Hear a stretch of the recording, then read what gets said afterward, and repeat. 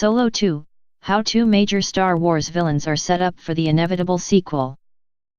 Solo, a Star Wars story sets up two major villains for a sequel with Alden Ehrenreich and Emilia Clarke. Warning: spoilers for Solo ahead. Solo, a Star Wars story is released today and fans are in for a treat, especially in terms of seeing events played out that Han only referred to in the original trilogy. But the film wasn't without its shocks and gasps, most noticeably in terms of the return of a major Star Wars villain and another who was clearly hinted at. It seems these two will no doubt play a big role in Solo 2 and Solo 3, which, assuming the first film does well at the box office, are inevitable since Ehrenreich is signed on for at least a trilogy. Scroll down to find out just who these two baddies are. Obvious spoilers ahead. So first off, a big reveal was the true identity of Dryden Vos, boss, the one really in charge of Crimson Dawn. After Qi'ra kills him, she reports the news of his death to his superior via hologram, only to be revealed as Darth Maul himself. It's clear the two will be working closely together in the future, teeing up a sequel to Solo. Meanwhile, the second villain didn't appear and wasn't named, but was clearly alluded to. How is Darth Maul alive? Earlier in the film, Tobias Beckett mentioned to Han Solo that he could find more smuggling work on Tatooine.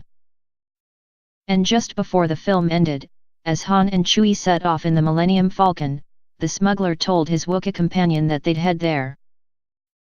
Who else could this be referring to but Jabba the Hutt, who we know Han has bumped into a number of times, thanks to Episode 4, A New Hope. It seems likely therefore that Solo 2 will open with the pair arriving at Jabba's palace in the Dune Sea of Tatooine. Interestingly, both Darth Maul and Jabba have a history, thanks to the Clone Wars TV series. Just a few years before Solo takes place, Maul had formed a criminal alliance called the Shadow Collective and wanted to overtake the planet Mandalore. Maul negotiated an alliance with the Hutt clan and Jabba himself, but they were dismissive of the renegade Sith Lord's threats against them and escaped.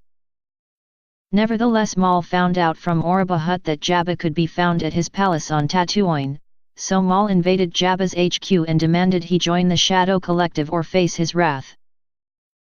With no choice, Jabba agreed to assist with the takeover of Mandalore. However, Darth Sidious, still Chancellor Palpatine at the time, saw Maul as a threat and the Shadow Collective was fractured and defeated.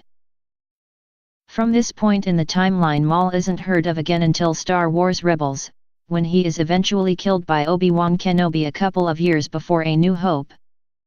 But with both Maul and Jabba teased in Solo, it looks likely the pair will clash again in a sequel, perhaps seeing Han battle the Sith Lord as the main villain in an epic third outing of the trilogy.